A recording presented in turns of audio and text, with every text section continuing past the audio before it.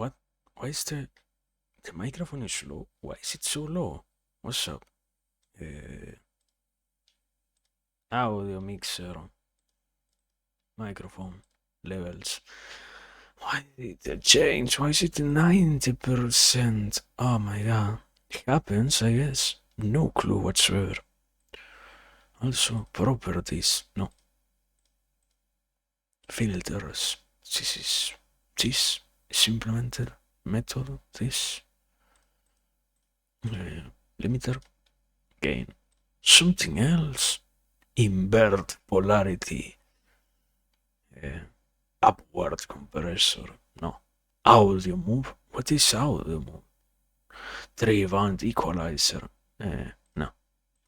Where good actually? Don't need any of that, I guess. Scripts.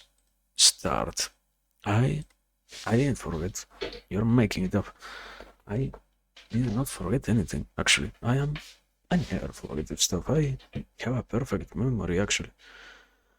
I am known for having such a wonderful memory, something like that.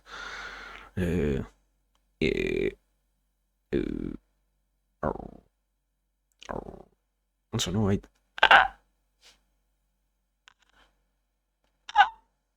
You can hear that? Amazing. That's like, one day I have to hit somebody with that, but what if the microphone doesn't capture it? Shouldn't we show over?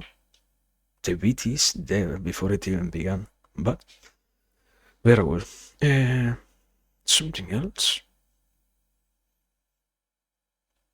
I don't know, I feel like adding... It's such a modular design that you can actually add stuff to the PNC, you know? It's like easy enough to do. Why not do it then? Therefore. Who knows? Who knows? Let me open this thing.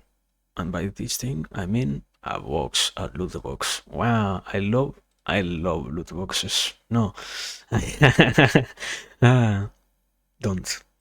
I don't love them. Hate them. Talking out loot boxes. No. What are we talking to? Happy face. I hate. Why can't I send a colon D without it getting instantly changed into yeah, a smiley face on Discord? Fucking hate it. No. That's the area of my problems. Amazing. Amazing having such a simple life that is that you have to actually worry about, that you can complain about. What a craziness.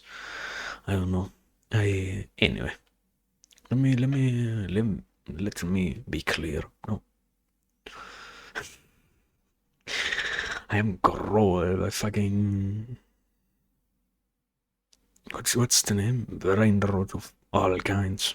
Cannot pass 5 minutes without spouting one line of them. It's like... Is it a mimetic language? Let me check. Mimetic hazard.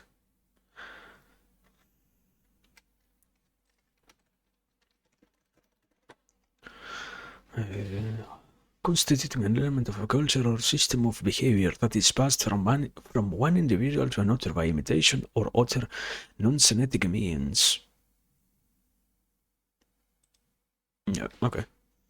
So it's another way to refer to concepts, I guess.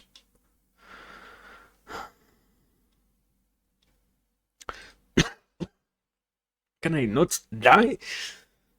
The study of memes. What is this absolutely random definition? Merriam-Webster, you failed me. Anyway. No more Googling stuff then, if it's gonna be that about.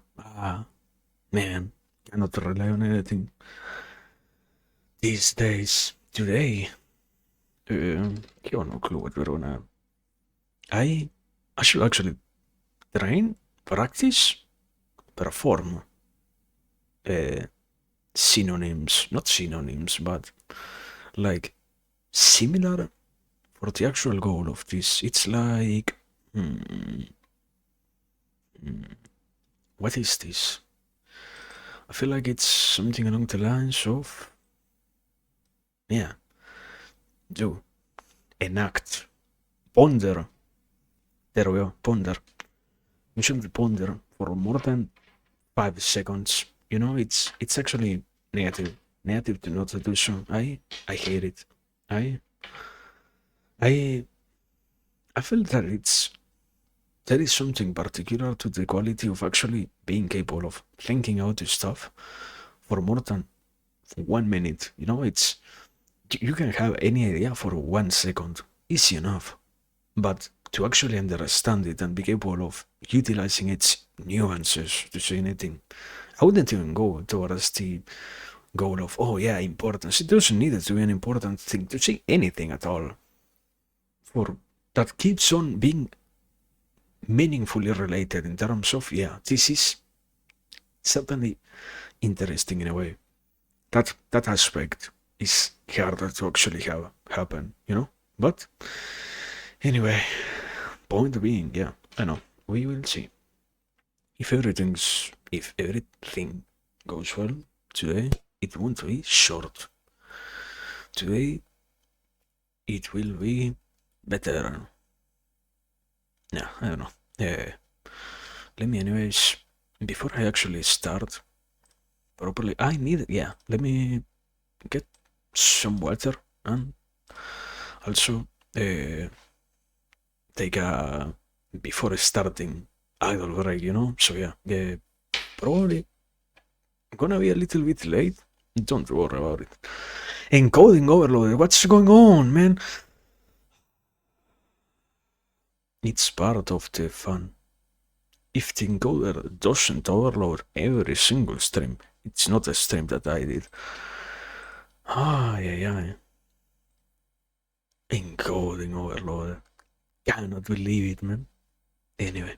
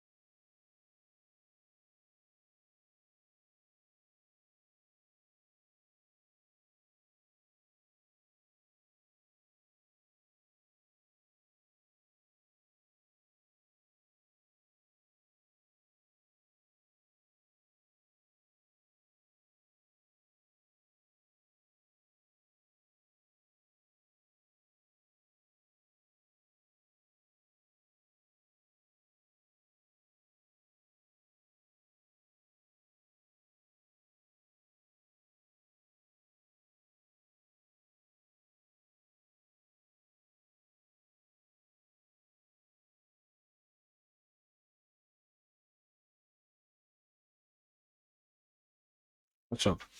I yeah, I didn't actually get uh, anything to play in the background because, in a way, I tend to forget to do that in days like this one. So excuse me. Anyway, good morning. Today we are here, gathered to just speak, nothing else particularly. Um, I think we could actually, at the best, the only extra addition I can try to do is add more text to the upper left corner. I haven't tried to think out what to add there. It's kinda still a little bit empty. We could have some more denominators, categories, ideas, stuff, uh, things that are hanging out there. But yeah, anyway, welcome. It has been like way too long since the last time that we actually drank out anything. My bad. I cannot. I don't have any excuse already. Happens from time to time. It's interesting to see how we end up slowing down. It's. I know. I wouldn't try to do an excuse. No, Dave, yeah. We had the possibility of being more this last week or so. Could have been different.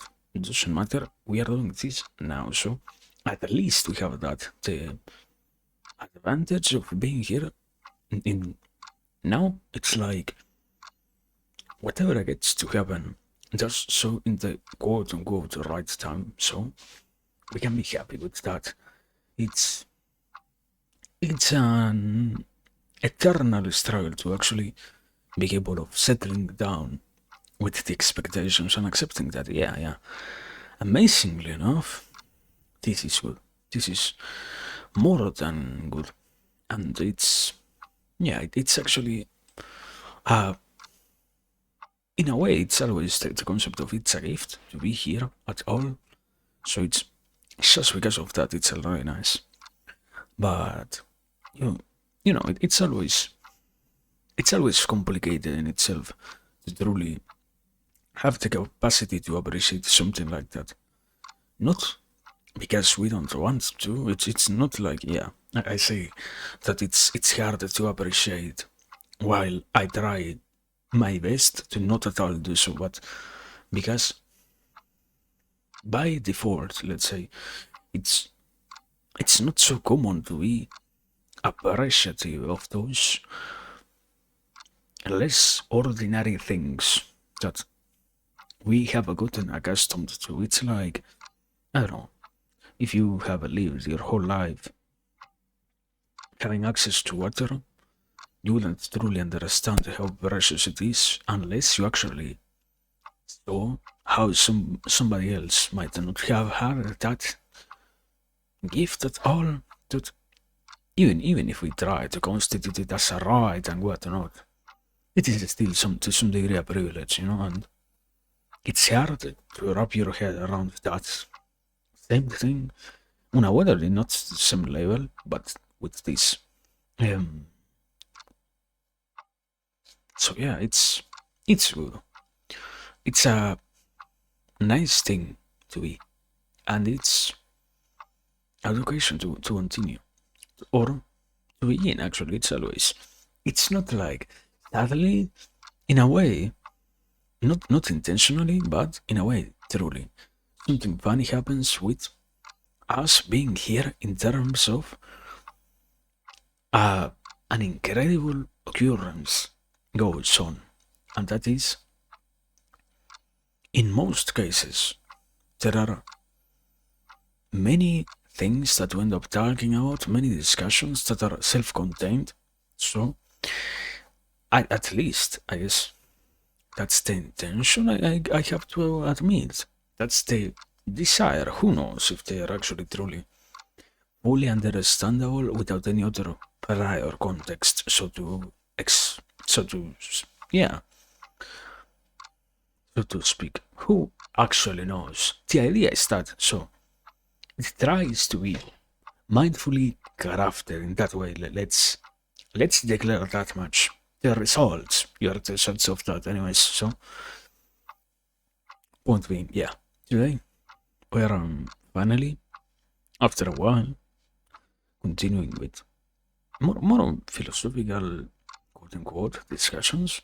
It's, I don't know, I haven't struggling, not in terms of it's impossible, but it's one of those ideas that has been on my mind lately.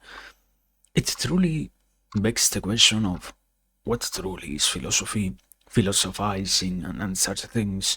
Besides the, oh no, yeah, philosophy by by the dictionary means testing, and philosophizing also is described as this particular action and whatnot. Who knows if that is truly correct or not? So yeah, we we ignore that to some degree. The category that we assign it to the words in this case isn't as relevant. It's more along the lines of which role do these acts actually play in the current landscape, in the present, and that's a hard question. I haven't actually answered it myself. I haven't found a fulfilling enough answer, let's say like that. But yeah, that's the point basically. But besides that, we're not here to talk about that. We're back to the formula of two different places of ideas. First always being title itself. I guess if I had to try to indicate something, it's unavoidably something that I always feel like happens personally when I choose stuff and whatnot. Besides the miniature, which gets to play the most important role when somebody tries to understand what might be the content of what kind of video they are going to watch, that a visually charged representation, which in this case it's kinda hard to actually make you more useful, more in accordance with what we talk. It's it's difficult to do that actually, because even if we use something like a meme, it doesn't allow us to contain the whole extensiveness of what we are discussing. At the best, like main example, trying to picture it in my mind. At the best, if you wanna say something, show something that is related to slowness, first topic of today, it's going. What are we gonna use? A Snorlax? That doesn't encapsulate why we are discussing it. Why should we even consider talking about it? Even worse, the whole aspect of wonderful enough could even negatively affect what we end up truly talking about, because in the end, you come here, you see a Snorlax, and instantaneously you think, wow, this is gonna be about Pokemon types and the slowest moving Pokemons, and which Pokemons have the fastest and slowest attacks. No, certainly not. So yeah, I don't know. Point being, it's the title then gets the second place. If the images in this case cannot actually help, the title gets that benefit. And that's what we abide by first. First and foremost. When we're actually talking about the stuff, I guess yeah, when when I am playing something, it's absolutely random, so don't expect them to make any sense. Or I don't know. In many cases, it's not that it is truly. Let me look up a random word from the dictionary, but it's more along the lines of a meme, something that I find funny that might be incredibly tangentially related to what we might see in a game or whatnot, or like a meta joke in terms of Yeah, something that might be funny once you take the whole streaming this kind of game idea. But yeah, anyway, point being, for this, as I said, first stuff is gonna be that. In this case, order, proper order, exact, correct declaration of order, slowness, processing. It, I don't actually know. I have yet to define myself. Perhaps we can unite the discussion of them. I have to think about it later. Well, I will keep thinking about it while everything else moves forward. But yeah, it's this aspect of processing things and language. Words as not simply words, but rather language. It's that whole aspect of wonderful enough when you get to actually see how both of them are interconnected. It's we can see. We have to think out that later on, not right now. I will keep on worrying out that internally, meanwhile, going forward. But yeah, as I said, first thing, first, first concept. Is it a concept? I don't know. Let me drink water.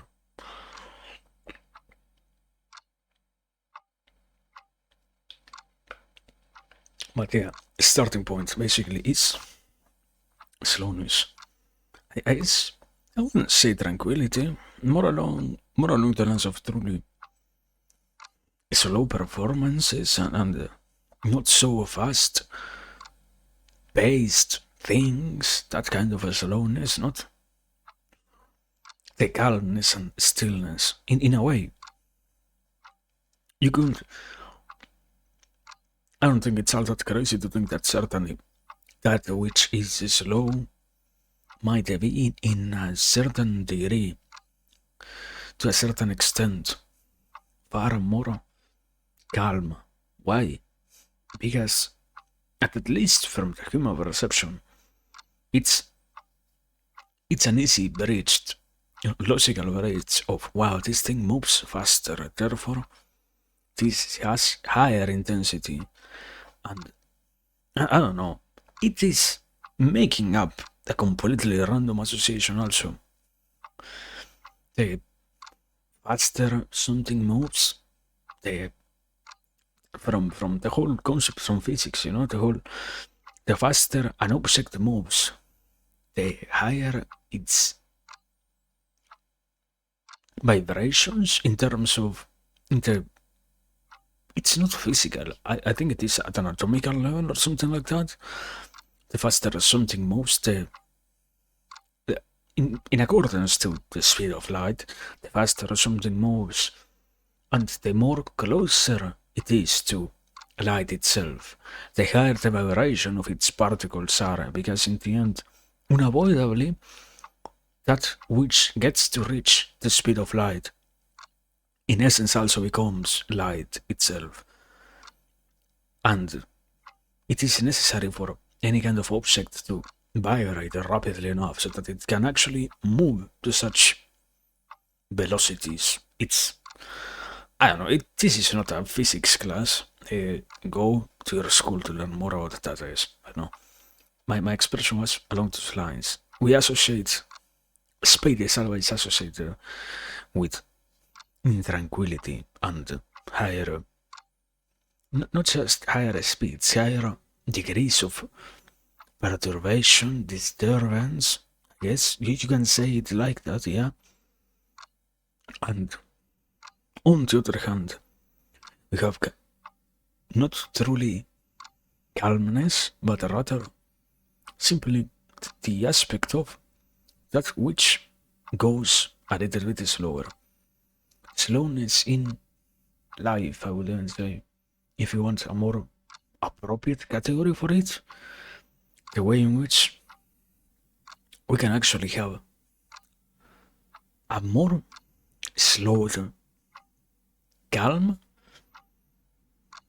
experience with things it's, if I have to say it in a way, let's start with this. There is something always disturbing about how we, the younger you are, the more in a rush you are going to be to do the things that you want to do.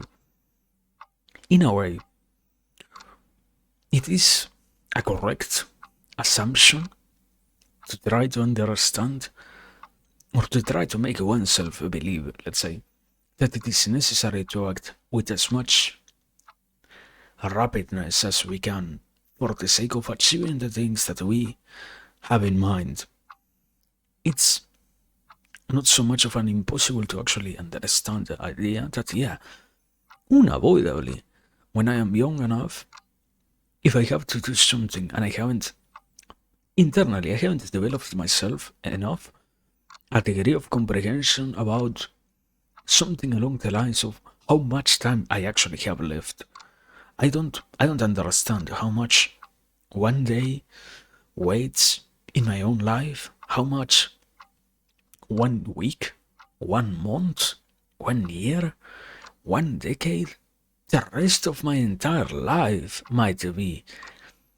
The younger you are unavoidably, you're even reaching stages of something like, I guess it wouldn't be that crazy to declare something like, probably we have to hope that the newer generations perhaps have an easier time. Anybody who is 10 or so nowadays, the media might as well be unavoidably reaching the 100 years. So 100 plus years. So you have to imagine then, therefore, that it wouldn't be such a crazy idea to say that, wow, so you have to consider even an entire century of your life. You're still struggling with the comprehension of proper time lengths. How can you now make your mind up about how much of an important thing just one day has in your life? Just 1 week possesses in the rest of your life and whatnot. So, from that point onwards, it's an eternal, not so much of an eternal, it's just the process of maturation in terms of, yeah, as we slowly come to realize how much actually needs to happen, how much actually matters, how many things do possess an importance and whatnot, the more we get to see that not everything needs to happen rapidly enough, soon enough, immediately, and whatnot, and that whole bag of ideas, concepts, I wouldn't call them revelations, but yeah, that whole aspect of things is one of the most unavoidable aspects of trying to be and trying to do something. The more we forget about them, the more prone we are to act rapidly. In a way, there is a common equation of, in terms of things that are being equated with one another, not an actual mathematical equation. It's the faster you are, the harsher you are going to be by default. I wouldn't go as far as to say that the more incapable of truly taking everything into consideration you might be, you increase risk by increasing speed, so to speak. In matters of actions that we want to do and whatnot, the faster we move, the more dangerous the outcome's going to be.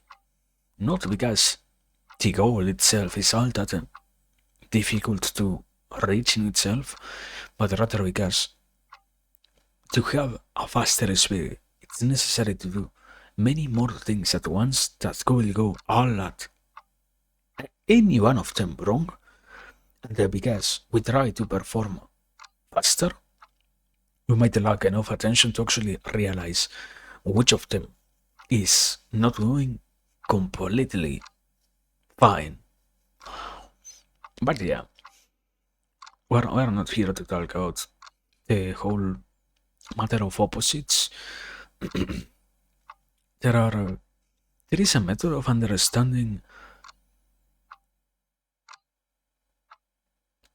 philosophical concepts, and not just philosophical concepts, most ideas, which always has to do with you understand.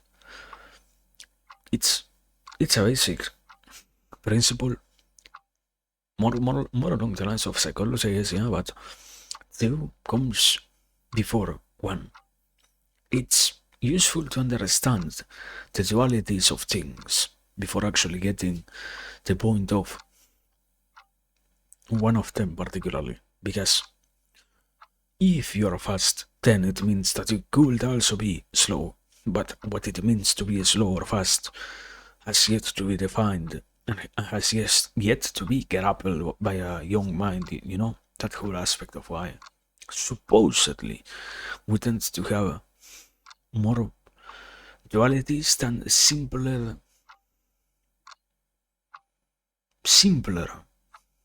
one-faced existing ideas and such.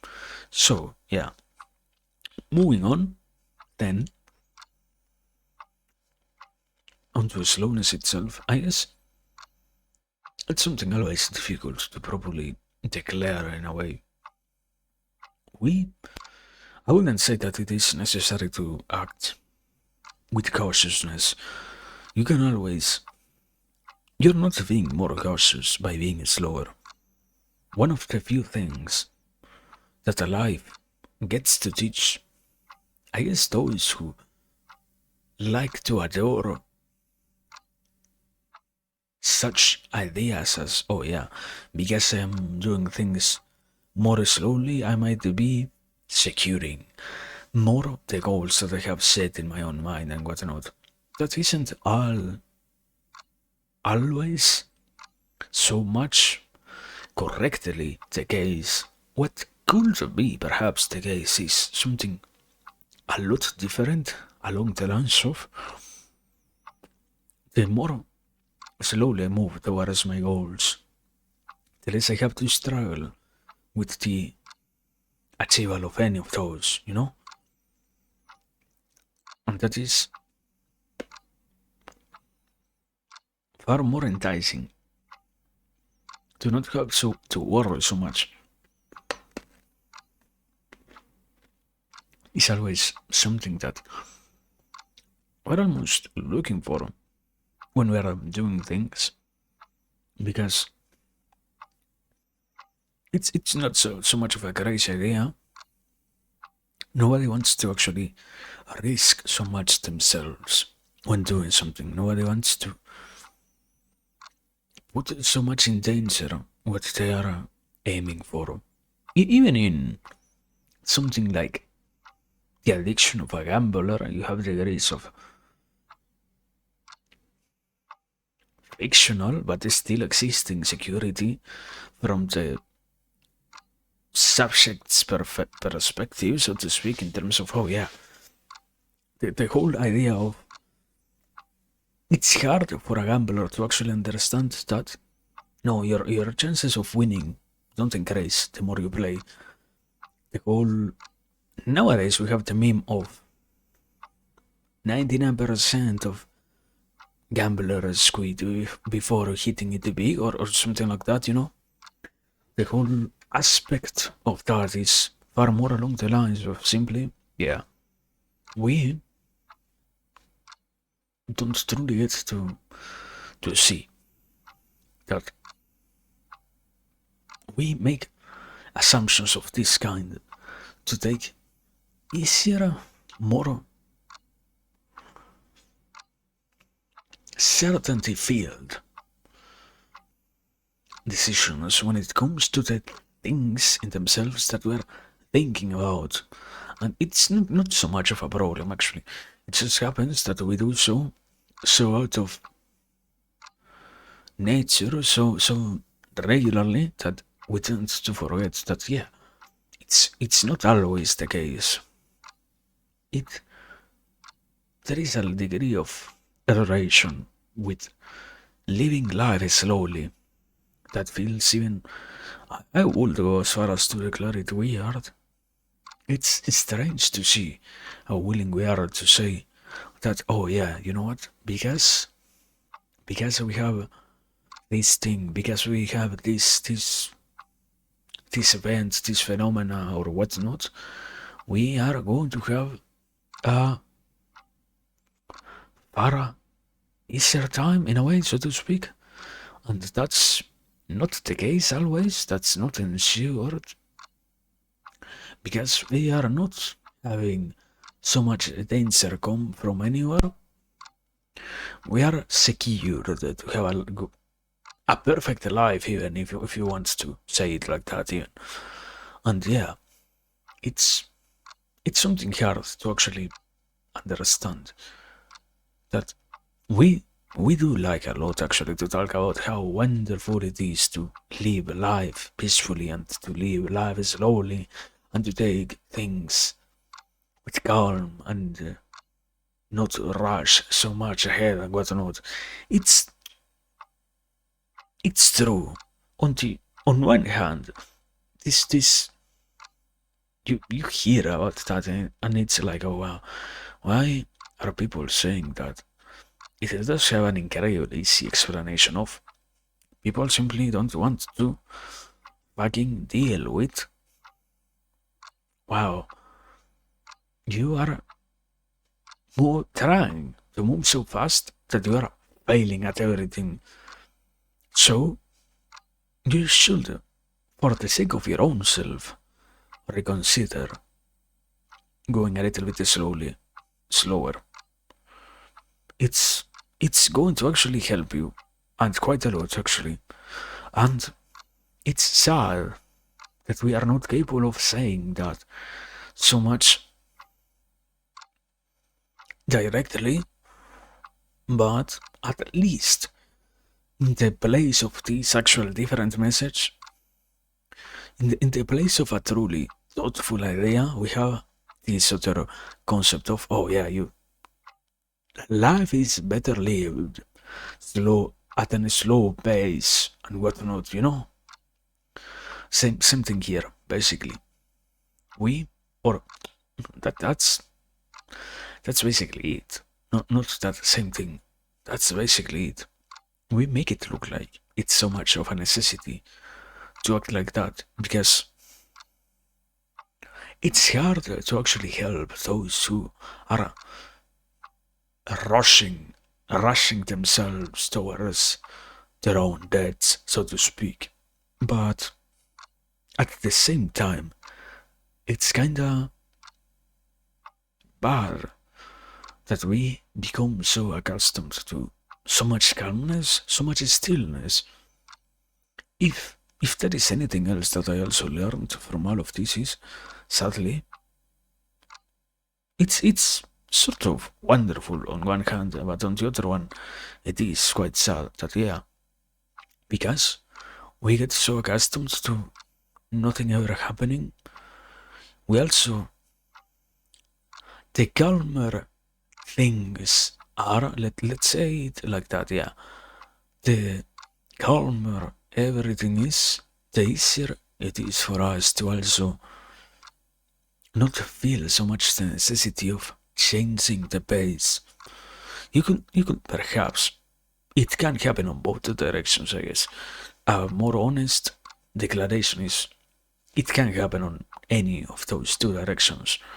If you live too much of a chaotic any kind of lifestyle that we tend to have is hard to modify from one day to the next out of nowhere. Even if you understand that you need to do so.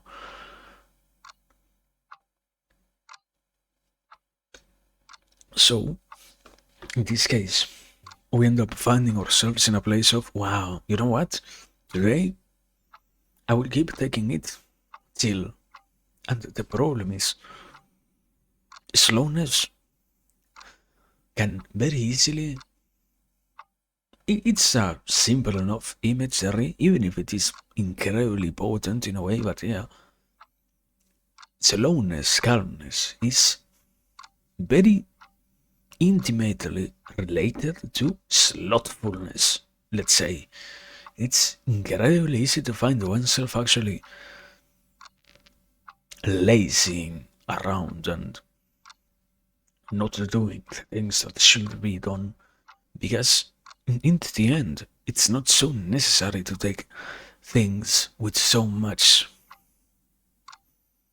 It's not even something about precision or whatnot. It's hard for us to say that we should commit to something that could require such a sudden change of pace and something that could, to use a different expression, throw a wrench at our already established lifestyle and whatnot, and that could destroy everything that we used to know. So the norm is then we don't have to change. It's not so much of a necessity. We have already this handful of things that we know. That's fine. That can remain. It doesn't need to be in any way, shape, or form actually modified. And that's sort of good. Or at least we like to think so. The problem is you can keep developing that. It's not so much of a difficult idea. In a sense, it's very easy to see how the more you can keep yourself calm, you adore the tendency to be still. Do not to live a completely still life, but do not be so much pressured by anything.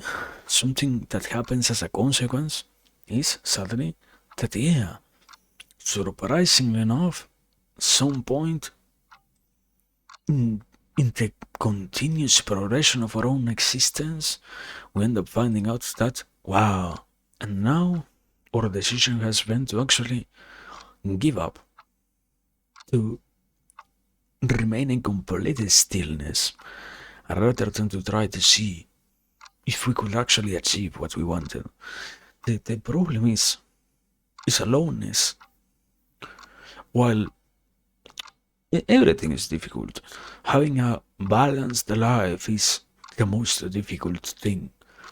To not find yourself one day doing way too much or way too little is incredibly hard. Strenuous more than anything else, even. But to live an incredibly accelerated life is also, understandably enough, a dangerous thing too.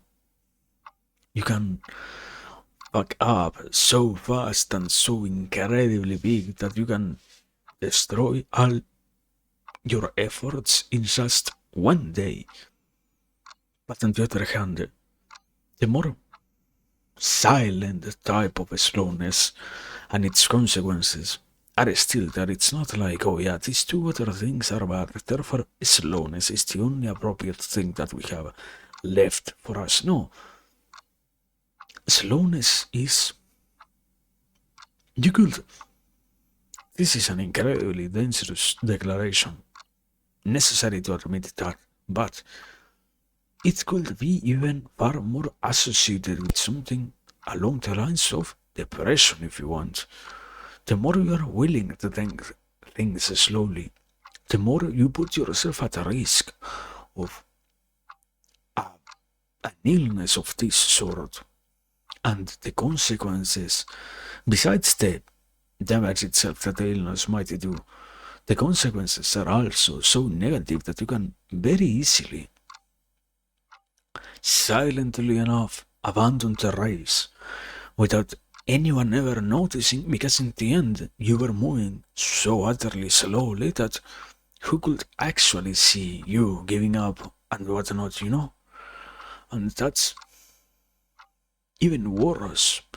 Not one second, it's not that all of them are 1, 2, 3 ranked in which one is worse. All of them are difficult. A balanced life is far more difficult than what we actually expect. It's the ideal of a balanced life.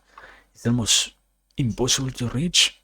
You are you learn to struggle enough every single day so that outwardly it might look like a fully balanced, amazingly enough, well shaped life, perhaps, but it doesn't make it be one. It doesn't lead to your life truly possessing that quality, so to speak. And that's something not only harder to deal with, but also something hard to actually understand. We like to say, to act like, oh yeah, you know what? If I had a balanced life can be perhaps even more dangerous than, or far more, yeah, far more exhausting, I said before, than the previous two ways of either too fast or too slow. You have to actually pay way more attention to not tip the balance in any one direction. And that's strenuous on the mind. That's tiresome. And that's not something that, even if the results are good, the action of it isn't all that nice, you know? And that's the problem. It's like, oh yeah, you know what? It's stillness, slowness is bad. We have to avoid being slow. We have to avoid making things slowly disappear from life because we chose to take it easy today and tomorrow and the next week and whatnot. No, it's it's just the comprehension. I guess if we wanted to approach it from a different perspective, what I could try to offer is something more along the lines of it's easy to always measure things in accordance to the consequences, and it's simpler to categorize. This is so much, not so much of a truly complicated idea, but rather of a difficult to introduce term in accordance to what we are accustomed to. Why? In our day-to-day life, we tend to not truly utilize it in this manner. But I would say it's simpler to just measure the possible consequences out of the actions and see which of them is worse, no matter which kind of lifestyle one has, in a way. And this is a good sort of anticipation. This doesn't make the problems themselves disappear, the things that we experience be any less problematic in themselves and whatnot. What that actually allows is, let, being honest, the more of an analytical capacity you possess to measure, understand, dissect, and properly process all the situations and its possible outcomes, the better of a chance at actually understanding how to proceed you're going to have, the higher rates of success you're going to have. It has nothing to do with how fast or slow you do it. It's more along the lines of how good you are at that task itself. In this case, the task of measuring pros and cons of everything, let's say. And but what does have a problem, what is seen as a problem, is this very easily leads to it has way too many names. You can find it as analysis paralysis, as procrastination, as even in a way you will see as some of the symptoms of more quote unquote serious illnesses like ADHD and the incapacity to actually deal with things until the very last second and whatnot, and that is negative because, yeah, unavoidably, it could be a wonderful thing to actually see and measure pros and cons, weigh everything and act accordingly. It would be one of the most wonderful parts of our own life to actually have that happen. But the reality is quite different in many cases. We don't get that. We certainly don't get that. And sadly enough, it's not just part of what we do or what we see, it's part of what we are told needs to happen even sadly. It becomes the message of, yeah, you know what? You need to take things slowly. You need to take things with more calmness and whatnot. And it's not so true. You need to analyze more, which doesn't truly mean you need to actually analyze things. It's more when we say something without actually saying it, you need to calm down. You need to take a step back, look at the situation from a little bit of distance with a clearer mind, and then proceed. But that doesn't happen if you don't calm down.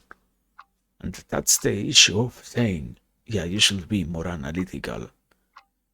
In many ways, you can just, even more, we are already people who have a tendency to take things with calmness. One of the worst things is to be told, yeah, you should analyze your situation. No, man. In a way, there are so many instances of that possibility, chances of analysis already existing all throughout one's life. You're just, perhaps without realizing that, you're just promoting, ensuring that the cycle keeps moving forward. And that's, I don't think it's all that crazy to say, that's distractful, negative, utterly bad, and it's part of, I guess, yeah, if you wanna say that, it's part of the process to see that it's necessary to actually not stay in that message of, oh yeah, you have to calm down, you have to take it easy. No, you need to act with caution, but caution is not the same as calmness. Sometimes those who are cautious act with so much rapidness, velocity, that the viewer, the outsider who sees the situation, might judge it as harsh actions and way too not just accelerated but unnecessary stress. Caution is something difficult to truly. It's even more difficult to define, so to speak, because in the end, yeah, how can you actually say something about this thing which we are not accustomed at all to talk about, you know? How to be cautious? You just learn to be cautious. It's not about being, once again, it's not about being fast enough, slow enough, methodical, that's ensured. But what does it mean to be methodical? To not to procure that things go in the right way due to the possible actions that we take and the outcomes that they will generate. It's kinda hard. Welcome back. Welcome. Also, yeah, hi. Hey guys, I hope you're well. And, I don't know. I think it's complicated to actually say what is caution. Speech to text. I understand. Yeah. We have it. I don't know. Okay. Side note, I am incredibly angry with that. It still fails quite a lot to actually capture what I say. I I guess to some degree unavoidably. At this point I have believed that it is more related to my own speech more than anything else. I feel better if I make me be the problem and not the captions actually being all that faulty, because 20%, then at the minimum 20, between 20 and 30% of the captions are wrong, no matter what. And it's not even a matter of the accent sometimes, because some some things it capture it, yeah, it translates, or not translates, it truly captures perfectly well. I don't know. Anyway, point being, yeah, we have them. It's good at the very least. We have them. We have them. No need to complain so much for her. Ah. But yeah, what has been happening? I don't know. Me talking about calmness, slowness, life, but not in a so positive light, I guess. It's unavoidable. It's something. It's another thing that I believe we have way too much of a hard time actually understanding, so to speak. I have heard way too many times, so yeah, it's nice. It's necessary to take life easy. It's necessary to try to make sure that we live a good life. But to take life easy is not so much the best thing. To be so calm that you are willing to ignore what needs attention immediately is one of the worst things. To be so chill, quote unquote, that you are ready to let things that need urgent intervention go. You are willing to put so many things at risk because no, I cannot be bothered to act this day so fast. That's I will go as far as to say, yeah, it's a heavy word, but it's fucking depressing, man. It's incredibly sad to see, oh yeah, we need so much calmness. Then, when you see somebody who is truly all that calm, is it truly that good? I don't know, man. I think it's nice to be capable of taking things with enough awareness of letting anything take as long as it needs to take, but to allow that much this notion of, oh yeah, things have to be slowly. I that much I don't think so actually. That much I don't agree with actually. But yeah, that has been so far what we have been talking about. I I don't know. Let me drink some water actually.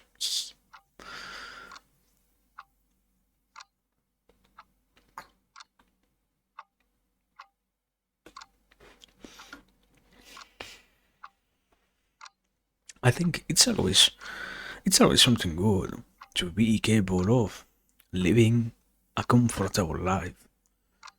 Comfort itself is also one of those things that leads to this mentality of, oh yeah, because I have so and so, I don't need anymore to act, to try to make sure that things are going according to my higher plan. I don't need even to have higher goals and whatnot, because I already find myself having a simple enough life. I guess, yeah, you will even make that equation. Something funny that happens is because we want so much calmness, tranquility, chillness, not that stress, which is associated with the faster paced life, which is therefore unavoidably negative. Because we don't want that, what do? We sacrifice dreams because they are tense. It takes way too much to make some things come true. It puts us at a risk. It demands a lot, and demands themselves might be causes of anxiety. Demands themselves might be things that throw off the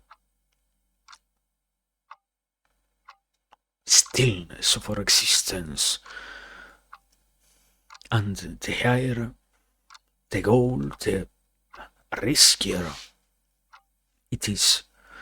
And the higher the dream, the more impossible it is to have a slow life, And that's something that I would actually go as far as to say is bad. I feel that it is depressing to see how willful we are to actually say, no, we need calmness, we need so much. Everybody needs to calm down in this world. It's a wonderful thing to have chill existences, but I wouldn't go as far as to say, no, everybody needs to actually, for their whole life, to take it utterly slow. A slow life where one can be content. Yeah, I mean, that's a more appropriate term, contentment and whatnot, the whole aspect of I settle down with what I have already. It's good. The capacity to be content with what you possess is even necessary so that you don't suffer so much from the temptations, But this weird idolization of, you know what, I need to have a slow life in which I am content with everything. No, some things deserve to change. We deserve to try to do better. That's the bare minimum, no?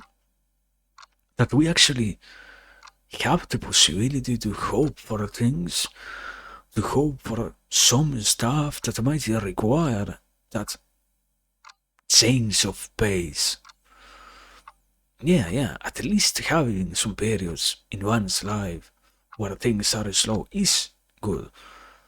But this perspective of, I today and tomorrow and for the rest of my life, everything will be very, very chill because otherwise I'm no more calm, and that is stressful, and I don't want to be stressed. My life is about stillness. It's something you can see it about, let's say like this, something that happens unavoidably is the eternal idea of human potential that gets destroyed. That degree of contentment, that degree of acceptance with a slower pace is what slowly corrodes. It's that soothing harmony which sleeps brings the life force to a halt.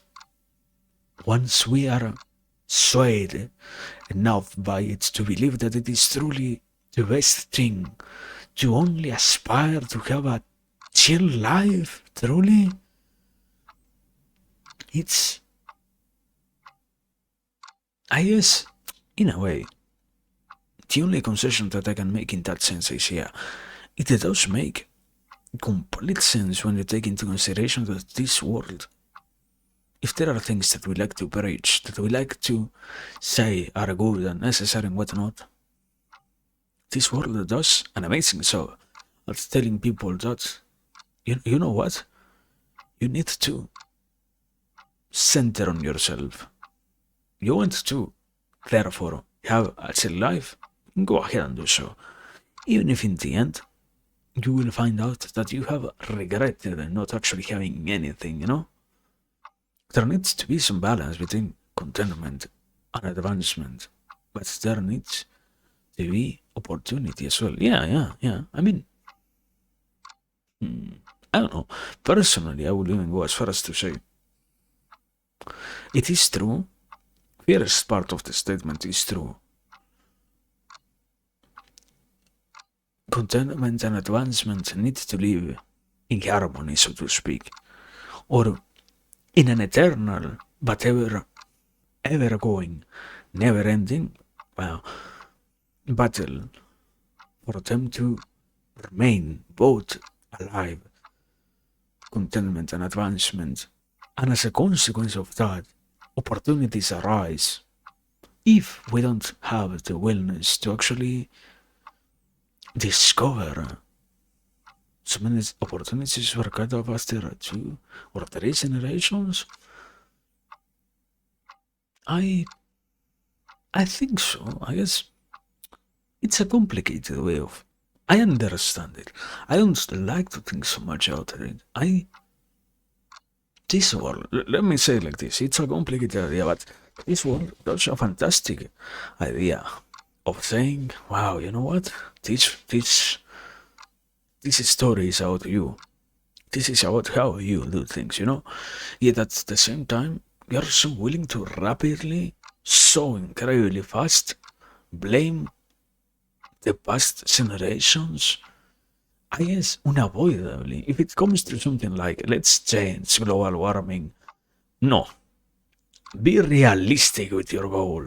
I want to have a good life. That much you can do.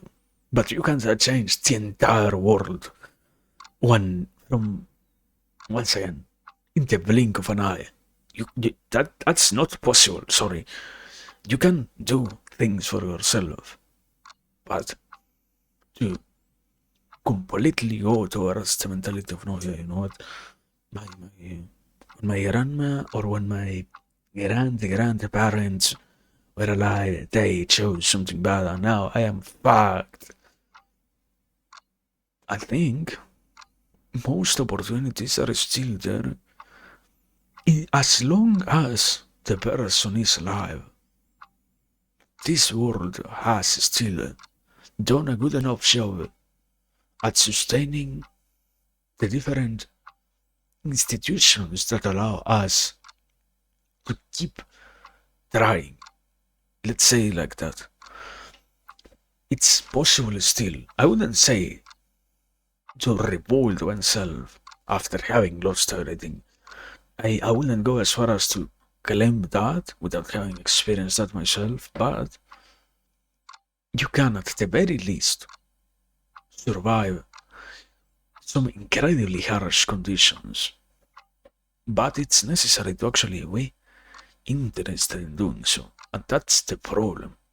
The more willing we are to actually look at those other conditions, which paint a clearer picture, but don't determine its outcome, the more we are willing to take those as completely true statements, the less we can actually do something for ourselves.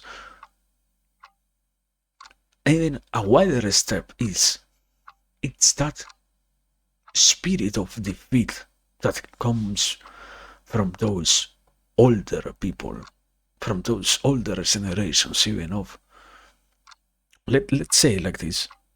Once again, it's a complicated idea, but you could make it look like this way. Because older people get to understand that things are not so movable anymore, that being older makes you inherently live life at a slower pace, and that thing gets passed down as if it was truly necessary for everyone, not as if it happened only as a consequence of aging, let's say. And because we are so incapable of seeing it as so, we treat it so much as a necessity, and we make it appear like it truly is the most necessary component in our own life. in terms of, oh yeah, you know what, my family didn't play enough bingo to realize that we could have won $1 million when almost nobody was playing the bingo here. It, you, stuff of that sort is incredibly strange. It's the, to say it like that, the fittest attitude that once again, the people who have lived longer generate upon having stacked enough defeats, so to speak, and now we realized that we could also utilize it without understanding where it comes from. Not that they actually do so too, but we get this tool given to us. It's like same thing as a phone. I have a phone, but nobody tells me what it could actually do, and I could very well hurt myself by using it. Same thing here. I don't understand how it can help me to sometimes see that some things are already set in stone, quote unquote. Wonderful enough, I can worry about other things. My life can be spent, therefore, my life is unavoidably going to be spent.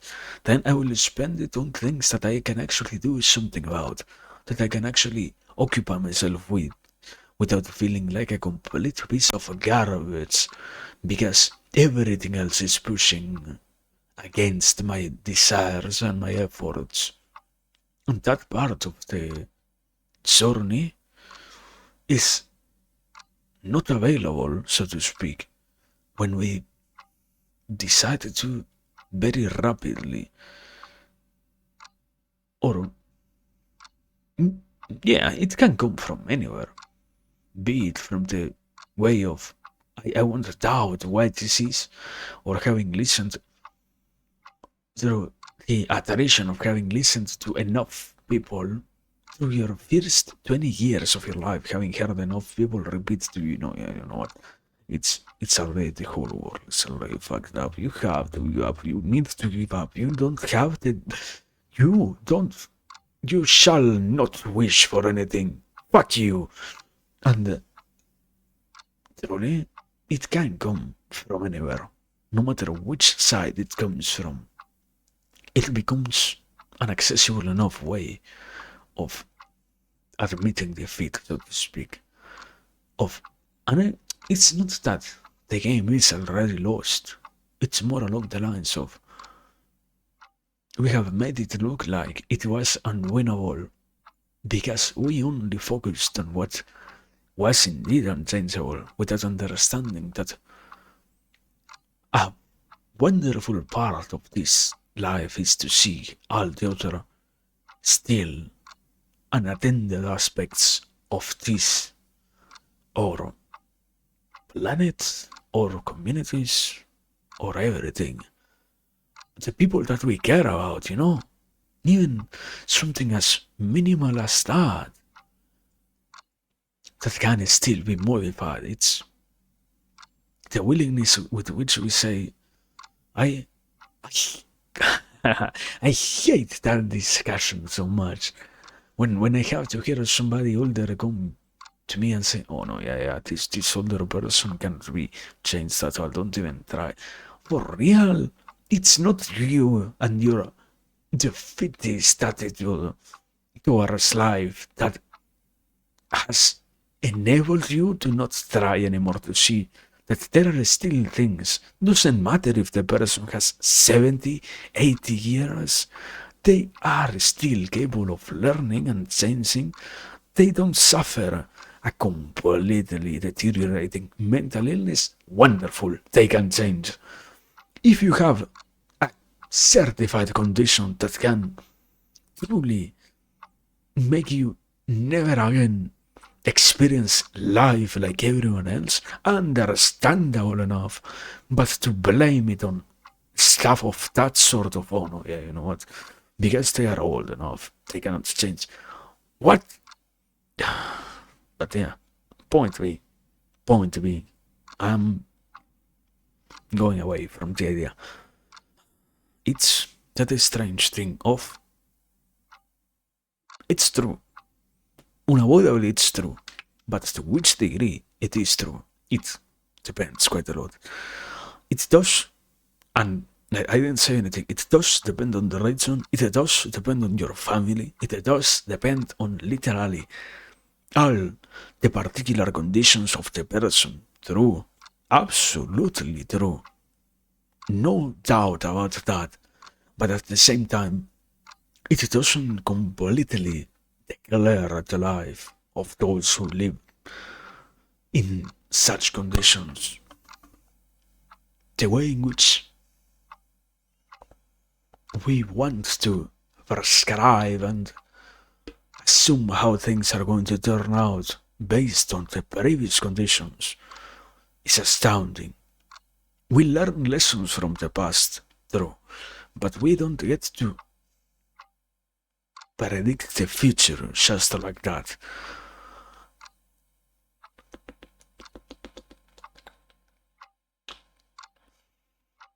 And sometimes, I will even go as far as to say this. Sometimes it's necessary for people to actually experience the failure of what they wanted not truly being achievable, because we also possess the right to do so. Nothing better than to see an old head say, no, yeah, you know what, you're gonna be trying something different, give up. But previous generations before you came and already failed, give up. You don't have to do it. You don't have to try as hard. You don't have to focus on this. This is not meaningful. This is not achievable. Do something else. I don't know, man. I People have their own life to live. This weird necessity to say, oh no, yeah, you know what? Don't try. Don't do it. It's astonishing to say it easily. But yeah,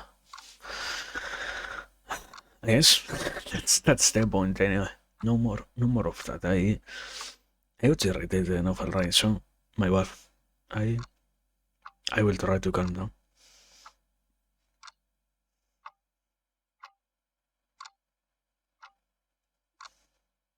It's that. I guess you can say it like that, yeah. It's that way in which we are told that a tranquil life is so good.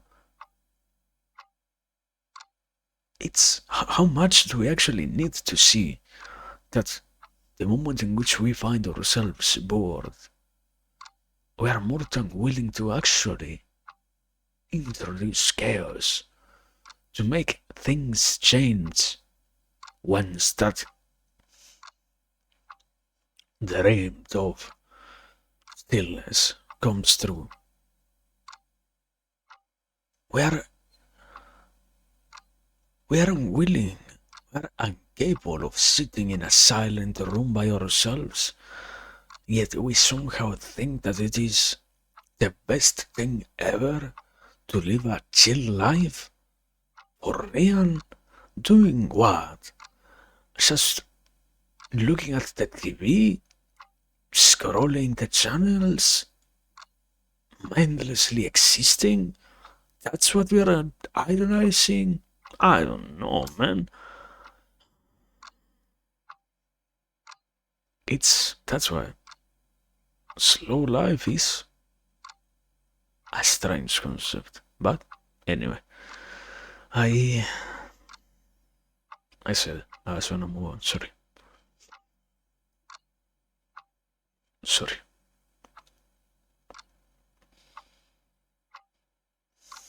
So start, yeah. The way in which we think out comfort is always a strange relation. I personally can admit that I do have a strange relationship with that, at least. Too much comfort already. Too much willingness to say, oh no, yeah, this. Better for us to give up on this than to actually try anything else. Truly, we're gonna let go of things that fast. It mattered so little to us. I don't know, man. We should also try something for ourselves, by ourselves. We have the right to do so, no? Don't we? Don't we? But anyway, next, I guess it's on a completely, yeah. We're on a split it on three, and I feel like doing it today. Not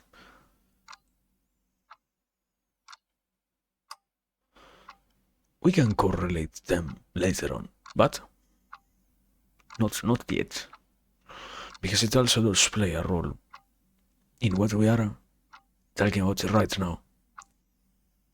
Processing. That is something that I hate so much about. It's an umbrella term, once again. The or beginning. Something that when you listen to the different schools of thought about this thing is you should process, assimilate, understand, make sense of, comprehend, understand. I said that. Figure out and whatnot. All synonyms. We are not gonna lose ourselves on the semantics. Doesn't matter at all today. Point is, yeah, all of those similar terms to describe the process of slowly going through, rapidly enough going through itself. Things in life that can later on lead us to live what we could call a better life. Sometimes high rate. Yeah. Don't worry. I am high rating. I am always high rating. I live a high rated life. I do it properly.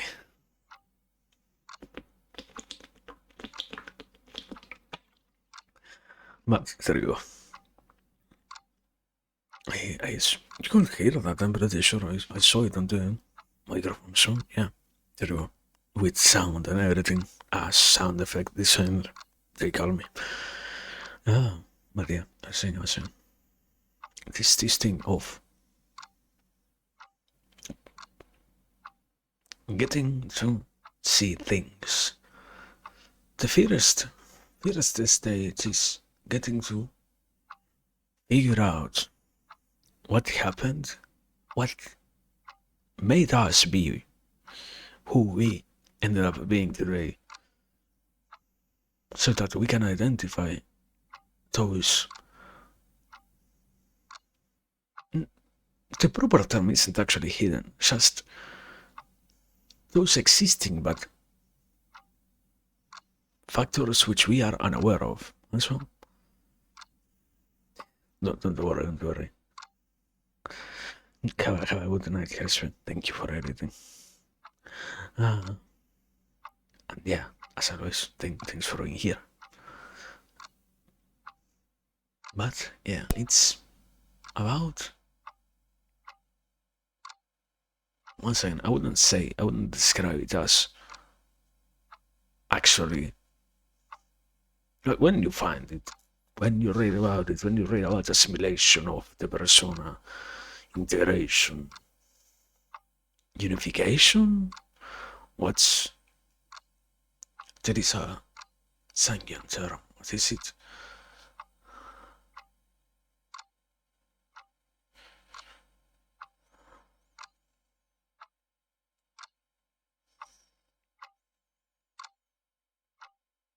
I can actually remember that one.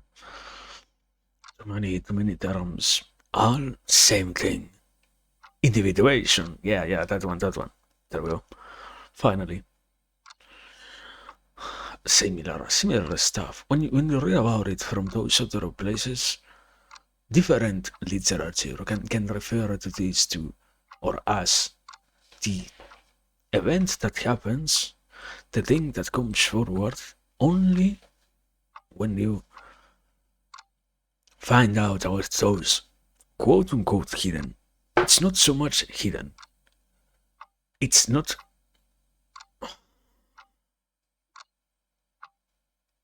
In its most basic form, yeah. This is more than anything else a psychological discussion, but this is still far more philosophical than anything else, if you want to believe it or not. But let me continue. The issue is, in many ways, it gets attributed to this so-called unconscious aspect of the person. Is it truly confined to that? No. It's not truly something that we can't ever come to realize.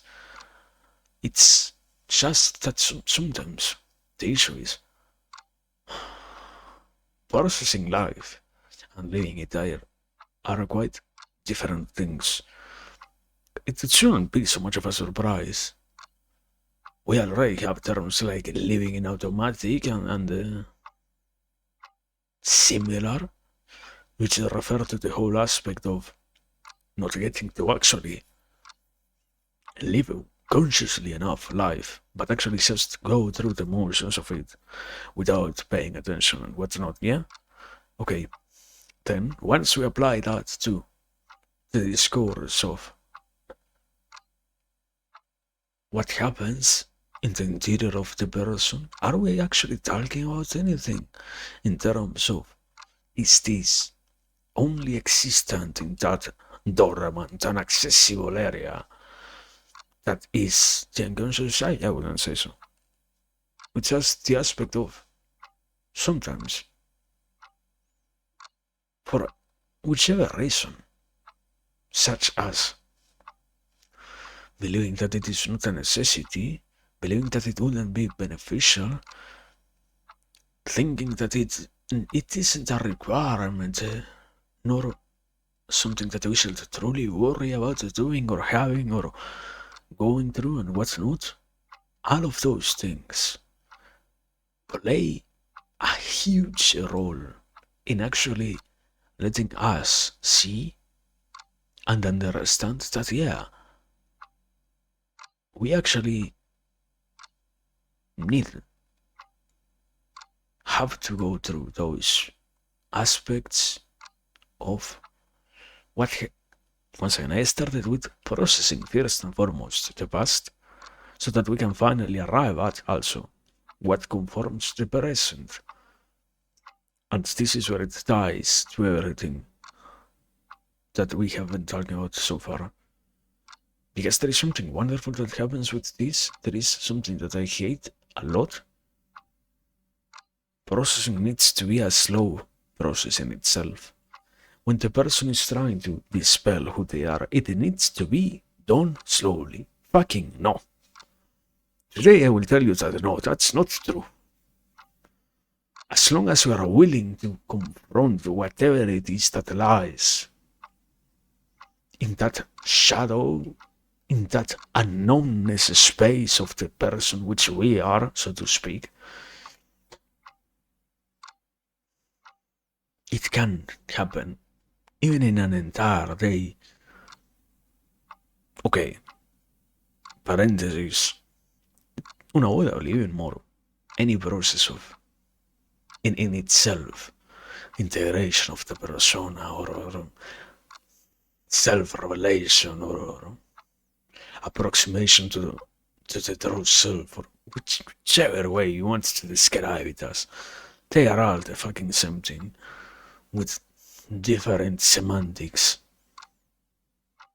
from different particular methods of practical performance, but the goal is the same one. Whenever that happens,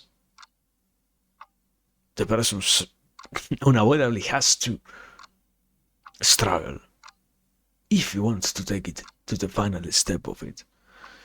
Even more the person suffers, but it's a different type of suffering. It's You have, let's say like this, you have the pain of breaking a bone, you have the pain of having bruised yourself and touching the bruise, which to some degree, I wouldn't say entirely it feels good, but it does have that weird sensation which makes you come back to it.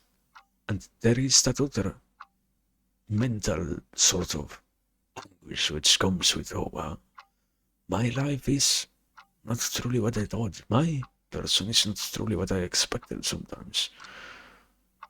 And that kind is not only truly so far not properly categorized enough so that we wouldn't have so much of fucking of a problem trying to describe it, you know? But that kind of pain isn't terminal, isn't capable of destroying anyone when it is once again handled slowly enough, properly enough. The issue once again, yeah, is the equation. What it is equated with is, yeah, no, yeah, anybody needs to process their life slowly enough. No, anybody needs to do so cautiously enough. Anybody needs to actually do it honestly enough. Any person who tries to understand what they are, who they are, why they do things, which reasons are there, what goals are we truly pursuing, needs to have in mind that sometimes they are going to fall onto false realizations. They are going to be distracted by the lowest hanging fruit. I don't know, something. What's a basic descriptor is something along the lines of, oh yeah, I was reading this book and it said that psychopaths tend to, I don't know, play League of Legends, for example. I play League of Legends, therefore unavoidably I'm a fucking psychopath now. No, no, it's so, no, man, no.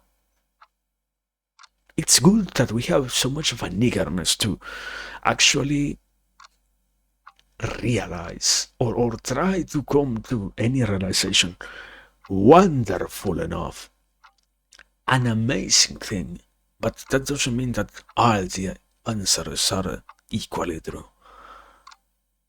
And the problem is, once again, the easy solution or the abandonment of responsibility rather comes with them. Everybody needs to process the world slowly enough. If it takes your entire life, we are going to do it. No, man, that's fucking false. You need to be 20 years. What a horrible idea to be 20 years trying to process some things. You didn't. This is a more specific thing. A claim that is a lot more nuanced in terms of there are unavoidable categories in which persons need to actually be long enough because it is necessary not to go slowly, to go cautiously. Once again, different things, way too easily confused with one another and used as if they truly were interchangeable with one another, which they are not. Some cases require to take longer, but to move slowly itself is not better. And the problem is, in cases like this one, yeah, it's something wonderful. I still have to truly understand how come we have not gained so much of a capacity to actually discuss more consciously, more actively stuff like, yeah, everybody can do it. It's amazing to see how secularized it has become in terms of, yeah, no. If you don't go to a professional, if you're not done this with somebody else, if this doesn't happen externally, you're not going to do it yourself. What? Truly? Are we What are we actually serving when we say that? Which kind of goal are we pursuing when we accept that? What part is coming through when we succumb to that concept? I don't think so much that it is at all right. It's good to have the capacity to have help, but not a complete obligation. Caveat is, oh yeah, no, since the beginnings of time, every single human being, no. Sadly, this is one of those areas in which now we are doing a lot better. People who was alive 3, 4, 5 generations ago had a horrible time having to do any of this. But the bad are not a same term for, or yet another term for the same final concept. Self-realization also, yeah. Self-actualization also, yeah. Same thing. All of them, same thing.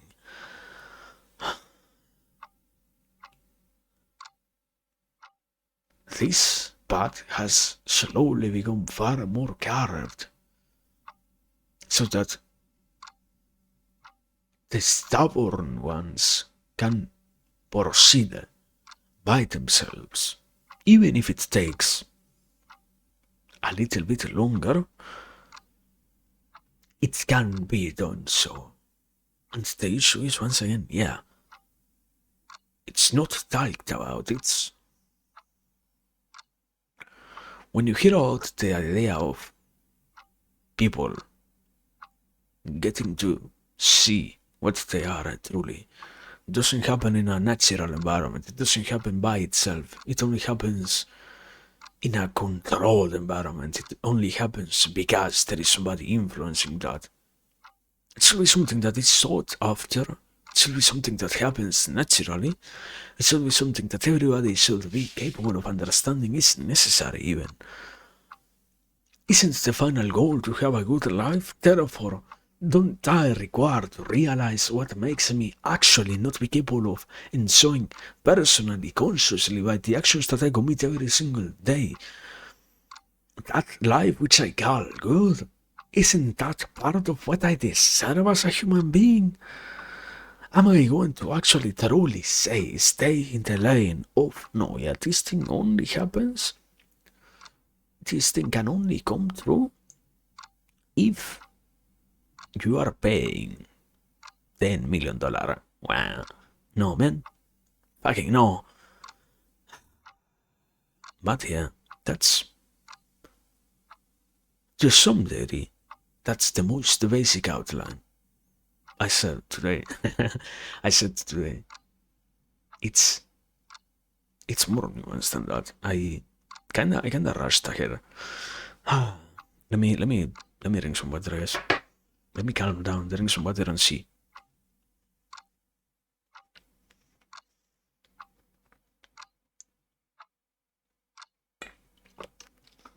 The problem is, whichever semantic term you'd like to use for the process itself of that, which is understanding oneself.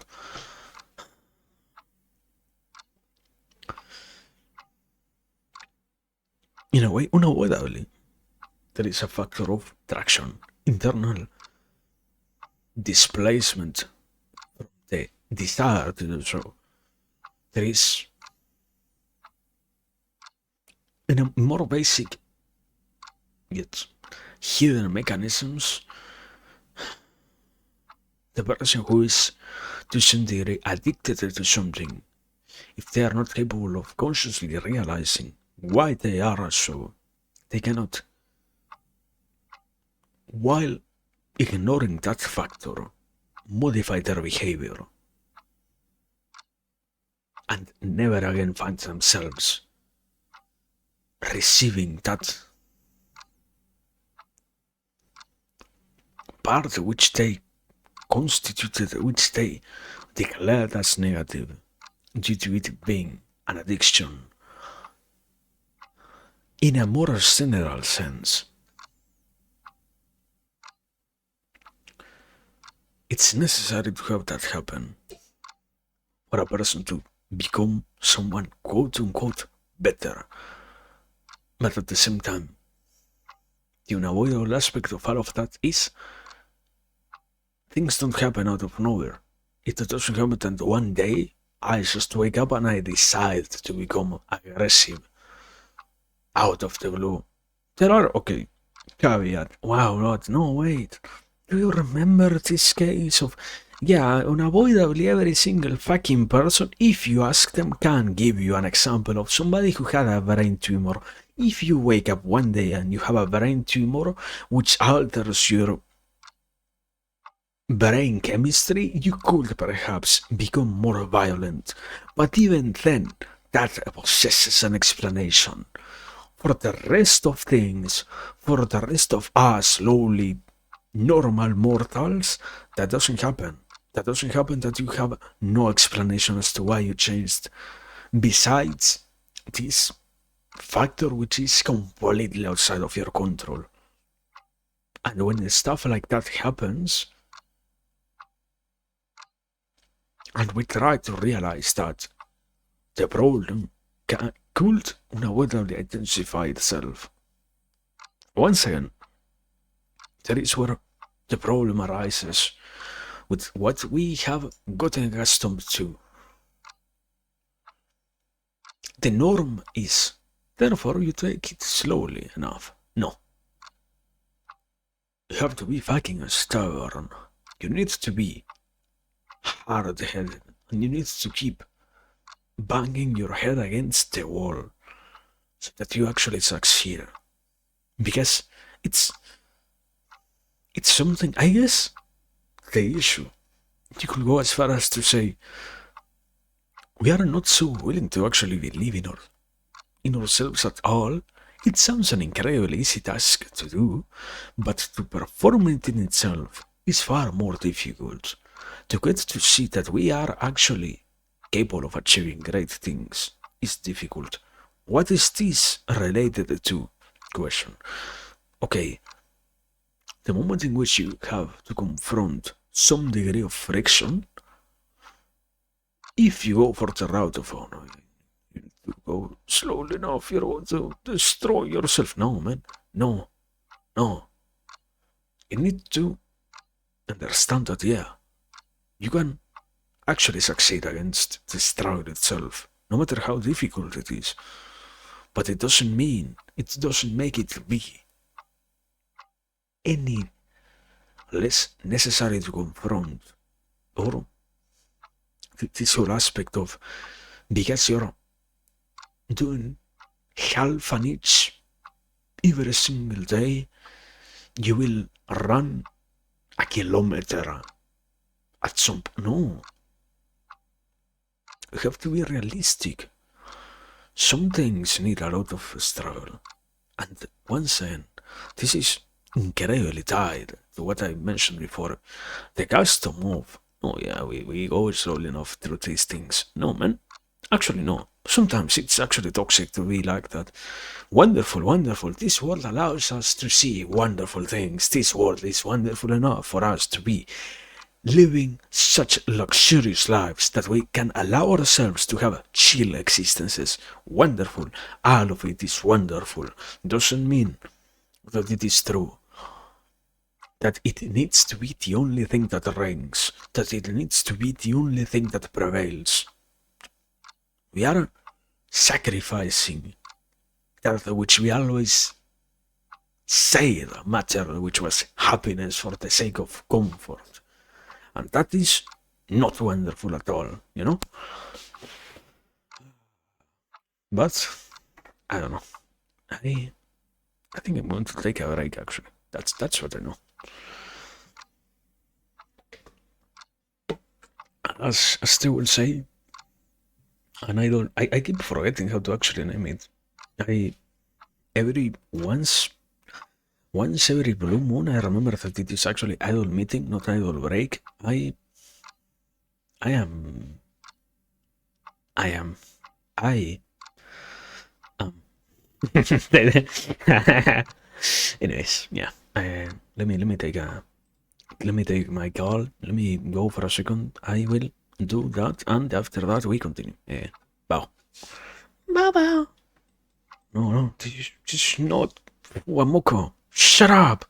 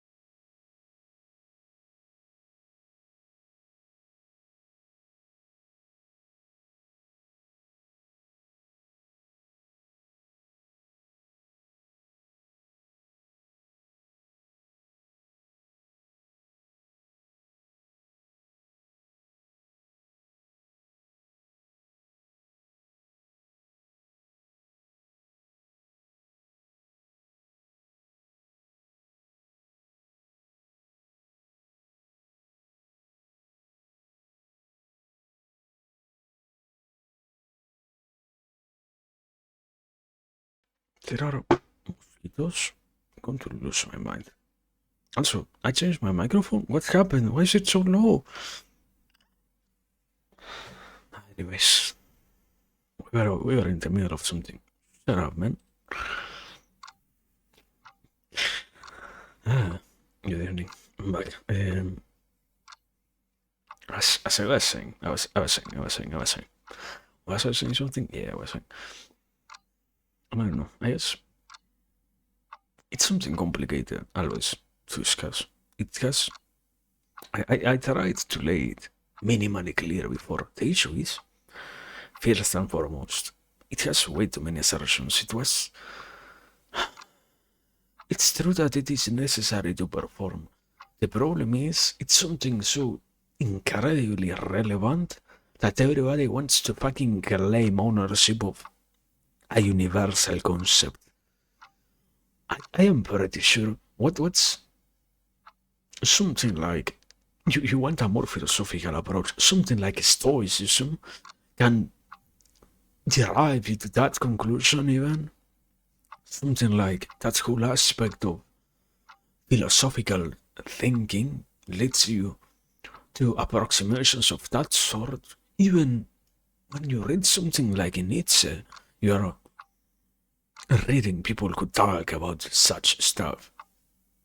Caveat, okay, yeah, caveat, particularly Nietzsche himself was the whole story is always Nietzsche was a reader of Freud, so when you read some of the works of Nietzsche, you find methods that assimilate that of psychoanalysis, because unavoidably he utilizes the different philosophical ideas that he understands. This is not a philosophy class, so you'll figure that out by yourself, I guess. But yeah, point being, every single, in the more basic sense of philosophy defined as a way in which we think about how we live, every single system of philosophy of that sort also possesses this construct of, yeah, the person who tries to understand, in this case themselves,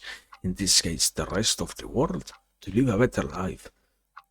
Call it by whatever name it pleases you. You want to make fun of it and give it a fucking funny name?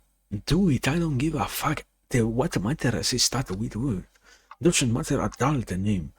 sometimes it's so wonderful to see how much we are losing time in the semantics about it. Oh no, yeah, it's not assimilation, it's self-identification, it's the process of understanding, it's getting to actually see what we are, the revelation of the true self, the integration of all existing personalities and hidden parts of the person. Doesn't matter.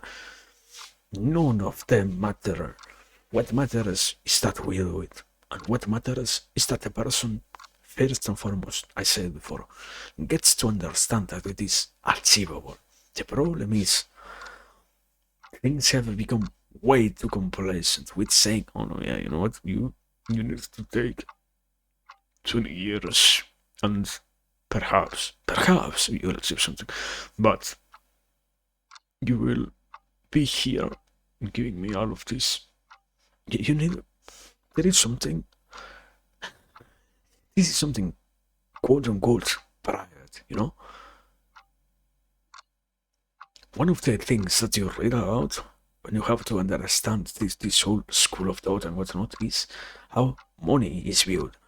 Money becomes a quote unquote necessary participant of the equation. Why? Because how can we actually believe that people possess enough intelligence to understand that things benefit them? Oh no, let's make the easier equation. If you give me something in return that you have some sort of attachment, you're going to benefit from that. In which way?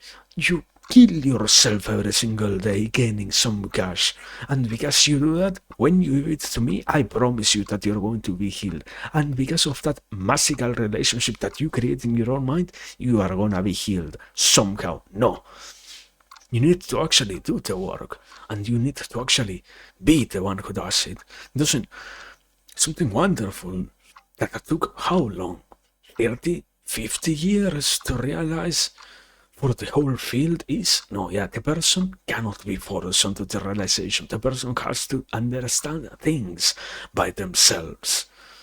And why? Because otherwise it's impossible for anyone to, out of nowhere, make sense out of the problems that they have. What's the joy in me telling you what your issue is if you don't see it as a problem at all? If what's the fun in doing something like that if the whole world that surrounds you tells you that it is necessary? You know, it's way too not only complicated, it's way too nuanced to make it. Oh no, yeah, today we're gonna solve it. Today you're gonna listen what you don't want to listen, and you're gonna become better. No, doesn't happen like that. Also, welcome, Striker. Sorry, I'm trying to calm down. That's what I'm trying to do. Hope you're having a good day.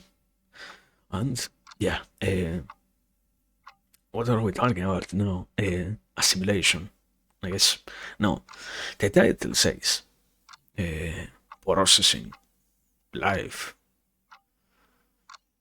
and we're gonna stick with that title, I guess. It's I said before, umbrella term for processing anything. It has way too many similar meanings. You can go with whichever one you feel like utilizing. Doesn't matter. They are all the same. They play the same role by the different schools of thought. What is understanding the contrasting figures that make up who you are, getting the bigger picture. That's also another one, yeah. I still need to read about that whole school of thought, man. But yeah, point being, sorry. Stuff like that is not only existent and also unavoidably common, but the bigger issue is it's so little or so. Yeah, is it the proper expression? So, let's go like this. Purely talked about, sadly, that it is still for the general, for the mainstream discourse, it sounds like something impossible and real. You're telling me that I tried to understand who I am Me, a random person, a random worker, you're telling me that I dedicate 1 hour out of my days every single day, and I try to understand who I am. I try to be as honest with who I am. I try to come to the realization of what makes me be what I am. What are the behaviors that I possess that are not so good?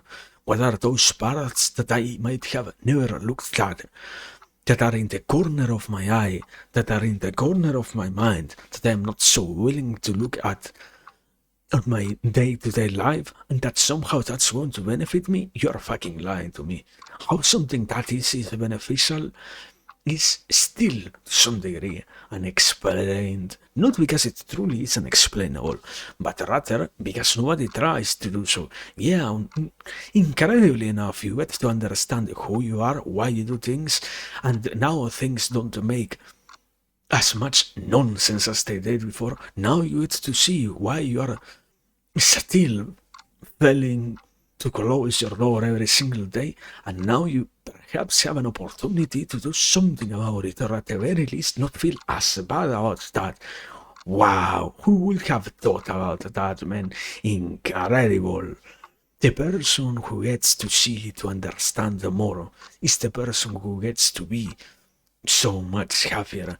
Who would have thought about that? And here it comes. Drum rolls, please. Because there is also something incredibly wonderful that happens with that.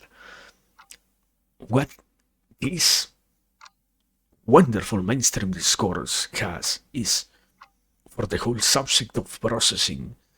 Once again, another aspect of this is similar meaning, or similar word, same meaning, integration.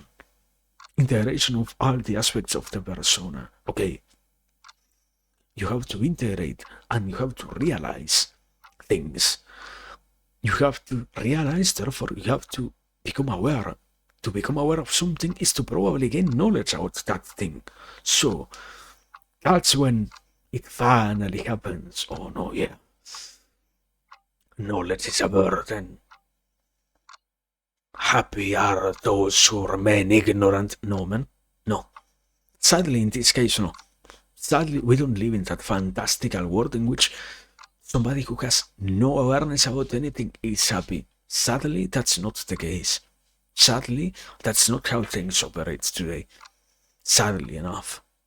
So yeah, if we can finally get to that point, if at some point we can finally get rid of that garbage, we can then start moving forward. Issue is actually having that happen. And the issue is being willful to actually change something like that. In the end, you understand how wonderful it is to say, oh no, I'm not ready. I don't want to understand who I am, what I am, why do I do the things that I do. It's going to change me forever. I'm not going to be anymore who I used to be. Why do I have to become aware? Why do I have to be burdened by the realization of the lies that I tell to myself? I prefer to remain ignorant. Truly? Truly, man? You prefer to suffer your entire life by things that you could slowly change. And you prefer to remain in that same place of pain than to try to do something for your own self? Isn't your entire life already centered around yourself? How come when it actually matters, you say, oh no, yeah, you know what? Here it is where I give up. Wow. Wow. I don't know, man. I'm going to stop discussing and then that's Strawman. Anyways. I was already angry enough and we still have one more to talk about. Yeah. My god. But yeah, that's the whole point basically. And that's why it's necessary to process. I do actually think it is necessary. The issue is once again, Oh no, yeah, it needs to happen slowly. No, no, no, no, no. It doesn't need to happen slowly. That's not the right term, brother. We can lose ourselves in the semantics of things. And sometimes that's the more wonderful thing. When you don't actually understand what words truly mean, you commit the mistake of saying, no, yeah, they are similar, therefore it doesn't matter if I use one or another. It doesn't matter if this is the one that I use or if this is the other one that I go for. In this case, I am going to allow myself to mix two completely different terms. Because in the end, why would I try to change? Why would I try to modify that? What would I gain if I did that? And that's when things go south. Because no, it is actually a necessity, something that can be done properly. But to spend your entire life doing that, I don't know, man. I wouldn't wish that even to my worst enemy if I had one. The whole concept of, oh no, yeah, today and tomorrow and every single day for the rest of your life. You're gonna be tormented by things. Truly? That's how we're going to approach it? Not try to finally see, understand, let it be, and move on. No. Eternal torment for those who try to be happy and finally become who they want to be, who they wanted to be their whole existence. No.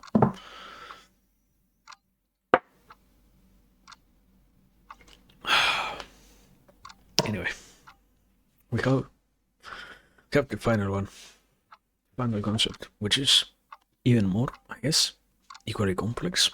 I don't think it's complex in itself. I don't think about it as complex actually. It's far more simpler actually. It's 10 times simpler. As a concept itself is 10 times simpler. The whole aspect of words, language, the whole semantics field of things. I guess we have to try to apply it to what we have been talking about, if anything else. Why? Because the reality is, yeah, there are some degrees of how these does. I already said there are cases in which words. Shut the fuck up. Let me start from the beginning so that we are all on the same line. Words. Why should we care about words? Wonderful question. Words themselves possess far more meaning than what we can actually understand sometimes. A word represents far more images than what the word itself is. If I tell you something like a tree, you can picture in your mind that tree. I don't need you to picture, oh yeah, the most detailed tree with the greenest leaves and the tallest branches and the thickest. It doesn't matter. It doesn't matter. All that you have to do is see something. Correlate the word with a concept. Word itself and concept. Those things. They connect and form the comprehension of the word that you later on get to use, get to hear. Why that matters? Wonderful question. Because we have problems. Later on, when this basic feature is ignored, something wonderful happens.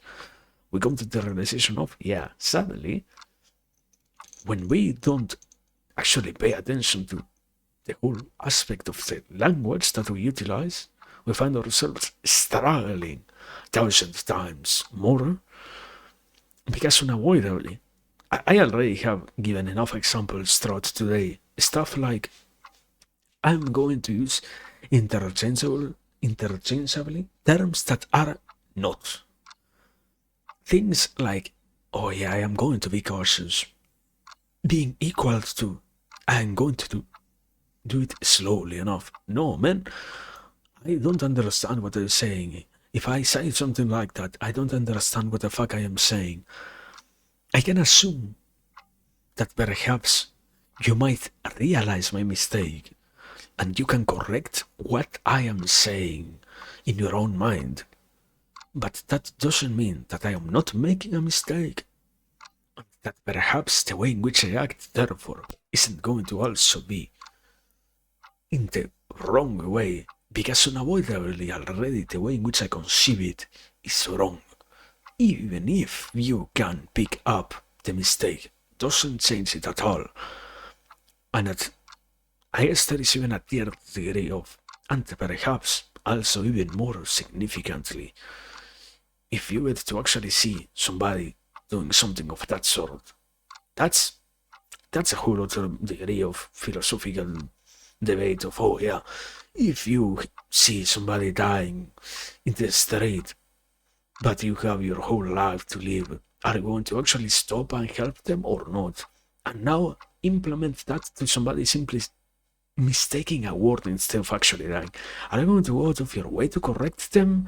Are you going to go out of your way to see if you can actually help them, tell them what is the correct word, how to actually change it, utilize the other word in the proper context, in the proper way, in the manner in which it actually helps everybody to understand it? No. Too much effort? We're not going to think about that. The easier application, the easier method is we simply stay at the basic level of, yeah, you care for your own understanding about words. Why? Because they're going back to it on the singular level of the human being. 2 degrees of issues. The first one is those words that we don't understand, that actually have leaps and bounds of differences, There are utterly distant from one another, yet somehow we are willing to confuse them. What's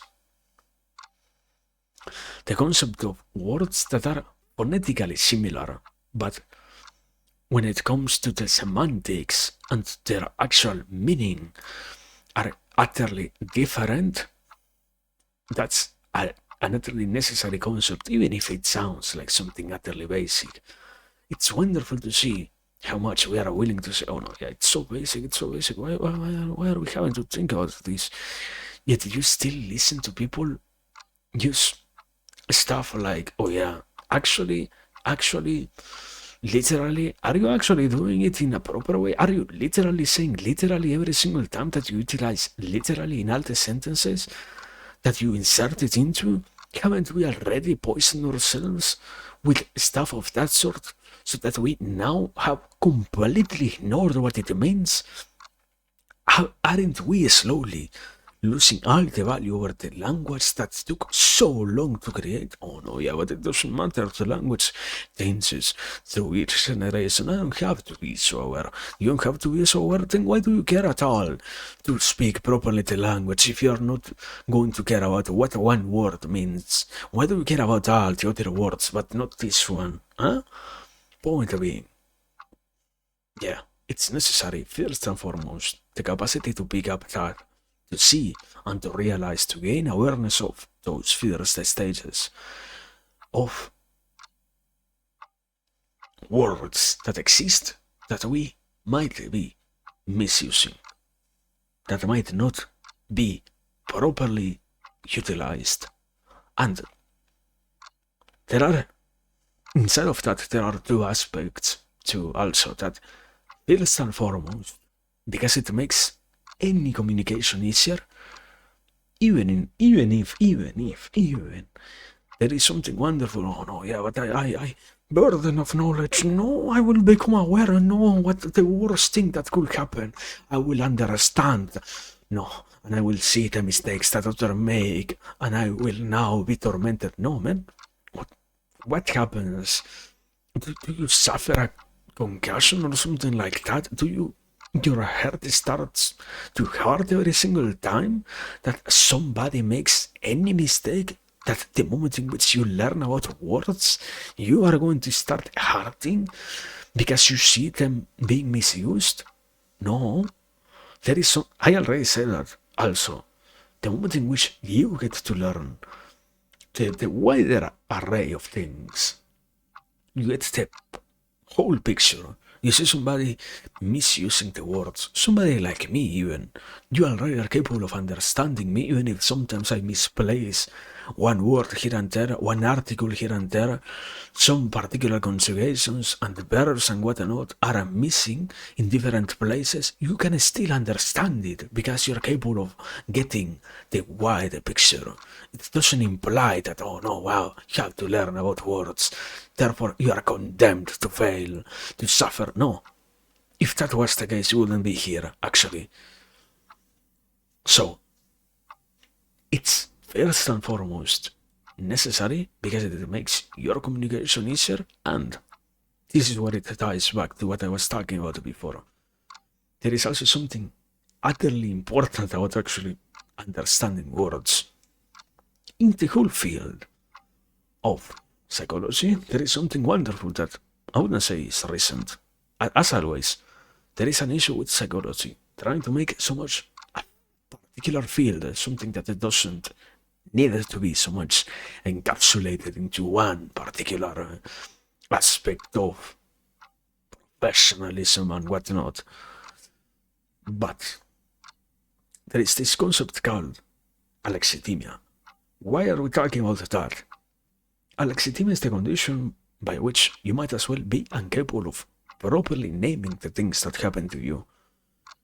I can simply say, I feel sad, but if I cannot tell you how incredibly distractful the pain that I feel every single day that I have to wake up, the incredible degrees of sorrow that I feel whenever I wake up, and whenever I have to think about continuing alive, if I cannot express to you and put into words actually how I am truly feeling about the whole notion of continuing to be myself and the pain that it brings to me to try and be every single day there, despite knowing how quote unquote sad I am not going to be capable of actually expressing to you something clear enough so that you understand that maybe I am not sad, maybe I am depressed.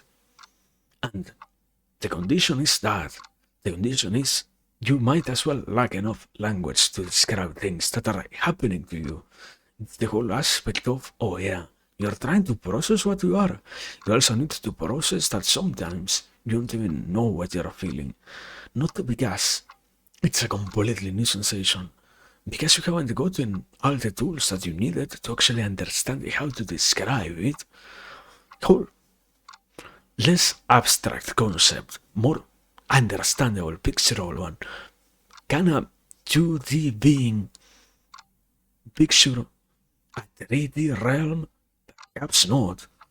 Aren't we 3D creatures incapable of picturing a 4D object? Same thing. Exact same thing. But in this case, you are not confined to stay in your boundaries. Words themselves are something that can actually be gained. Language, wonderfully enough, can be learned, even if the utilization of it and the particularities of the whole aspect of, oh no, yeah, you cannot say these words. This is not the context to say that. It doesn't matter. You can still learn what words mean. Nobody forbids you from doing so, you know? And that's the important aspect of this. And I said, those are two things that are encapsulated inside of that, which is at the same time one aspect, positive aspect, or yeah, more positive, the more difficult one is the second degree of realization. What I talked about before also of, and there are some things that don't matter at all. You're going to realize sometimes how incredibly meaningless it is to actually lose so much of your time. Oh no, we are not talking about processing. We are talking about integration. We are talking about individuation. We are talking about... We don't actually care, man. We use the terms interchangeably nowadays. They are all the same thing. They Etymologically speaking, all the different roots of those words come from different places. Wonderful enough. Thank you so much for that clarification. Doesn't change the fact that sometimes words are not being used, in all honesty, to refer to utterly exact concepts. In the day-to-day language and conversations, something that we haven't done so far is succumb to the necessity to categorize furthermore every single day all the possible existing degrees of reality and matter, so that we have unequivocally every single word to define all the objects that are still observable and thinkable in this our universe. So sometimes you can learn that certain words don't matter that much. Doesn't matter if you say, what is a different example, to give a different example.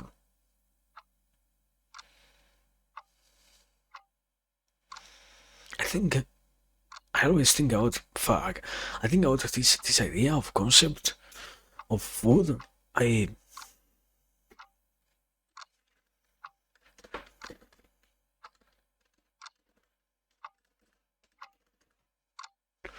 Let me see. Let me.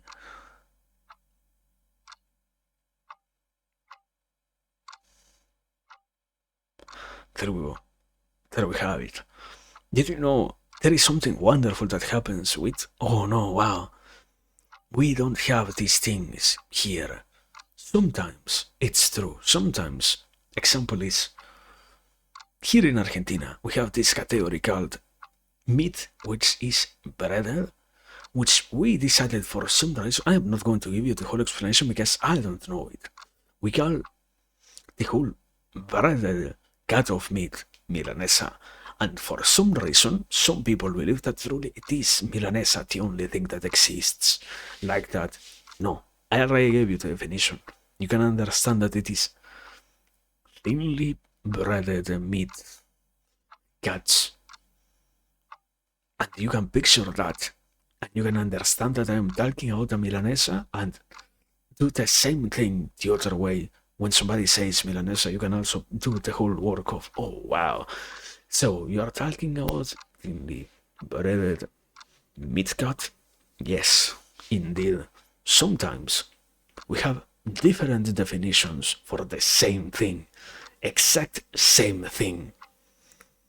And the problem is, sometimes, because once again, we are not capable of realizing that, we end up assuming that truly there are so many differences between what you are hearing and what you are receiving.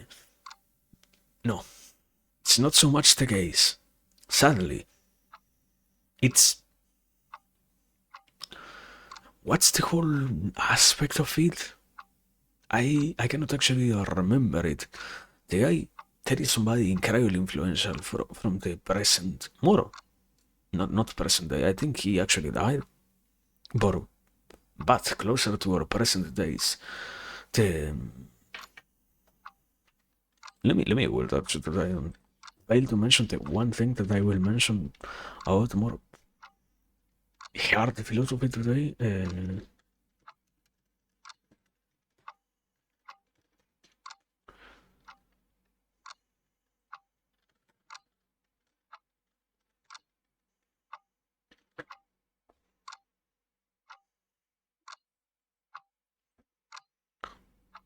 There we go. Tractatus, that's the thing. Ooh, what the fuck am I talking about? It's one of the most useful texts to understand this. This is a philosophical idea. Ludwig Wittgenstein, that guy who wrote Tractatus Logico-Philosophicus, and that can allow you to actually understand. Perhaps not so easily. I haven't actually read it myself yet. But yeah, the idea is sometimes you're actually not discussing anything. You're only lost in the semantic discussion of, oh no, yeah, do you mean this word or do you mean this other word? And sometimes even worse, you don't understand what this word means. I don't, but I am not going to accept that I don't. And therefore I am going to impose that this other word, which I know plays a similar function, is better, despite you also not knowing that we are referring to the exact same thing for the sake of arguing. And because none of us is willing to admit that we might be wrong, we are going to spend the next 20 years discussing something of that sort. So yeah, if you actually want to read more in detail what I'm talking about, the more philosophical extract of that, yeah, you should actually read that guy. And that is going to actually be, I don't know if more illuminating, but yeah, more with more philosophical examples of that issue, you know? It's sometimes, sadly, that's the issue. Sometimes we believe that we're actually having discussions. We're simply talking about the meaning of words. So wonderful. So wonderful to spend entire days of your life talking with people about why this word is better than the other one. Doesn't matter. Sometimes it doesn't matter. And why it doesn't matter, it's simpler to say, yeah, so true. Now we shall refer to this as this one word. Do you understand that word? Easier. I am not going to waste my time trying to teach you something else. I am not your language professor. There we go. Use this word to your heart's content. I am going to accommodate you and we are going to actually have a conversation. Doesn't matter. If you can actually understand that, also, that's the other aspect of that. If you actually get to understand that sometimes actually conversations with other human beings are more achievable. Because it's not so difficult then to see that sometimes people are not even discussing anything. They are just saying, oh no, yeah, this word that you are using, I don't understand it. Let's use this other one, please. But making it sound like it is actually an argument. And a negative one at that. So, yeah. Who knows? We are done. I don't have anything else to add. Yeah. Yes, no. I will. The only thing that I will do is also because it's fucking weirdly written.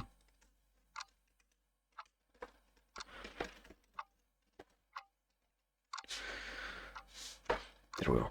Just in case. This, because I mentioned that, and unavoidably, I don't actually mention things well enough. There we go. If you wanna read the guy, I didn't name the author.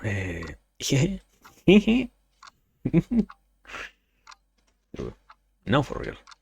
If you wanna understand him, there we go. It's the same idea. Probably there is an issue with trying to see the whole stuff. Sometimes the whole discussion of what he talks about gets way too conflated with many other similar things. So it's not such an easy entry if you just want to read a clear idea. But yeah, that's the point. Nothing else to add. Raid? Do we raid? Can I not raid? No, sorry. I tried. I will try my best. I won't fail. You cannot give up so easily. Can't I talk out not giving up? I need to also not give up and say, oh no, yeah. I did my stream, therefore Alt F4. I am not going to raid anyone. No. I'm going to do it. I'm going to do my only fucking part here. And I'm going to raid. Let me find somebody. Thank you. But yeah. There we go. Now for real. While I finish setting up. Thanks for everything. It has been a wonderful day. And I don't know, sorry for getting way too angry, guys. I am working on that. Part of, I already said it in an indirect manner, part of the experience of assimilation and whatnot and processing is getting to realize that sometimes you actually struggle with things even if you cannot actively, consciously declare that so easily. But yeah, my bad. We are getting better at things. But yeah, point being, thanks for everything. It has been a very good day. Have a very good one yourself. Have a very good day, good night, good evening. Thanks for the patience, for the time, for the understandment. And yeah, have a good day. Now, more important, do your part, rest, be happy, pay attention to, I don't know, go to school, go do your work, whatever. Your responsibilities.